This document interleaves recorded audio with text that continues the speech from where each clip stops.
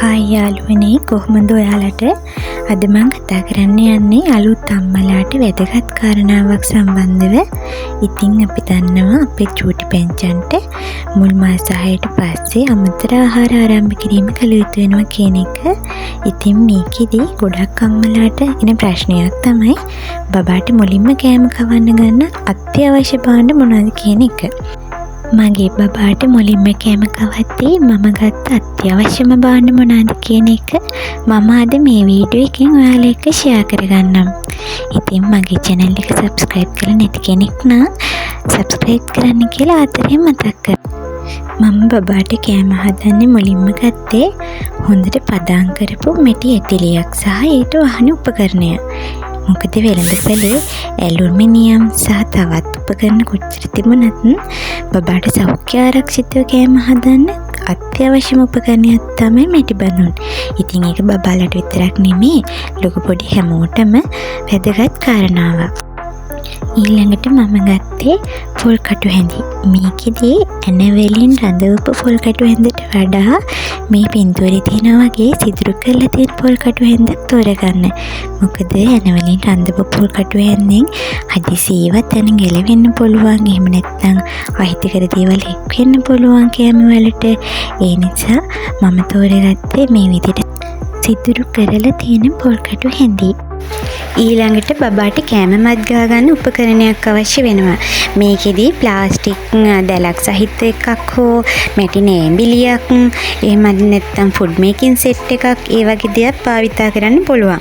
ඉතින් මම නම් රෙකමන්ඩ් කරන්නේ මැටි නෑඹිලියක්. ඒකෙත් දාර සහිත කියන්නේ රවුමට දාර තියෙන එකක් තමයි ගොඩක් ලේසි කෑම මත් ගා ගන්න. ඉතින් ඔයා ප්ලාස්ටික් දැලක් හරි නැත්නම් ෆුඩ් මේකින් සෙට් එකක් හරි භාවිතා කරනවා නම් ඒකේ දැල් කැබලි බබාගේ කෑම වලට එකතු වෙනවද කියන එක ගොඩාක් පරීක්ෂාකාරීව බලන්න ඕන. මොකද හදිසියෙවත් ඒ දැලේ කොටසක් ගැලවිලා කෑම වලට එකතු වුණොත් ඒකෙන් බබාට හානියක් සිදු වෙන්න පුළුවන්. ඒ නිසා නෑඹිලියක් භාවිතා කරනවා නම් ගොඩක් හොඳයි කියලා තමයි මම නම් හිතන්නේ. ඊළඟට බබාට කෑම කවද්දී බබා අපිරිසිදු වෙනවට බිබ් එකක් ගත්තා මම.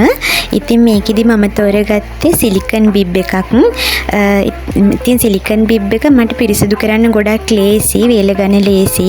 ඉතින් වෙළඳපොලේ විවිධ වර්ගයේ බිබ් තියෙනවා. ඉතින් ඕගොල්ලෝ බලලා ඔයාට හොඳ බිබ් එකක් තෝරගන්න පුළුවන්. ඊළඟට බබාට කෑම කවන්න ප්ලේට් එකක්, හැඳි, මග් එකක් ඒ වගේ දේවලුත් අපිට ගන්න අවශ්‍ය වෙනවා. ඉතින් මේකෙදි හැඳි තෝරගද්දි බලන්න සිලිකන් හැන්දක්ම තෝරගන්න. මොකද බබාගේ විදුලි මස්වල හැන්ද වදිද්දි තුවාල වෙන්න පුළුවන්. ඉතින් ඒ නිසා මම නම් තෝරගත්තේ සිලිකන් හැන්දක්. සිලිකන් හැන්දෙන් කෑම කවද්දි බබාගේ දත් වලට හරි නැත්නම් විදුලි මස් වලට හරි කිසිම හානියක් නැහැ. තවත් දෙයක් තමයි ස්ටිකර්ස් වගේ අලවලා තියෙන හැඳි තෝරගන්න එපා. මොකද ඒවා ගැලවිලා යන්න පුළුවන්. අනික් කාරණාව තමයි ෆීඩින් චෙයා එකක් භාවිතා කරන්න පුළුවන් නම් ගොඩක් හොඳයි. මොකද මුල් කාලේ බබාට හරියට වාඩි වෙලා කෑම කන්න බැහැනේ. ඉතින් අපිට බබාව හොඳට රඳව ගන්න පුළුවන් ෆීඩින් චෙයා එකේ. ඒ වගේම තමයි චූටි කාලේ ඉඳන් මෙයාට එක තැනක වාඩි වෙලා කෑම කවා ගන්න පුළුවන් විදිහට එයාව හුරු කරගන්න ලේසි. ඉතින් ෆීඩින් චෙයා එකක් ගන්න පුළුවන් නම් ඒකත් ගොඩක් ඔයාට වාසිදායක වෙනවා.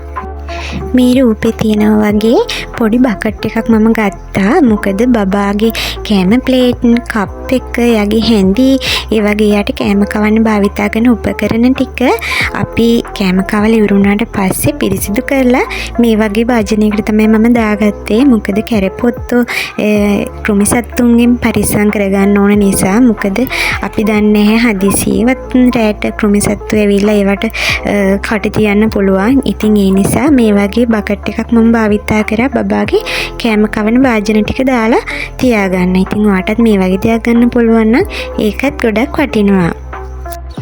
ඊළඟට ටිකක් පොඩි ප්‍රමාණයේ බකට් ටිකක් ගත්තා, මේ වගේ ස්ටෝරේජ් බකට්. ඒකෙන් මම කරේ බබාට කෑම හදන්න පාවිච්චි කරන හාල්, එතකොට එයාගේ මොන් ඇට, කව්පි වගේ දේවල් බෝතල් වල ඇසුරුම් කරලා මේ වගේ පොඩි බකට් එකක තමයි මම දාලා තිබ්බේ. ඉතින් මේකත් ඔයාලට වැදගත් කියලා හිතෙනවා නම් මේකනොත් ගන්න පුළුවන්. ඉතින් අත්‍යවශ්‍යම බාන ටිකක් තමයි මම බබාට කෑම කවද්දී මුලින්ම භාවිතා කරේ.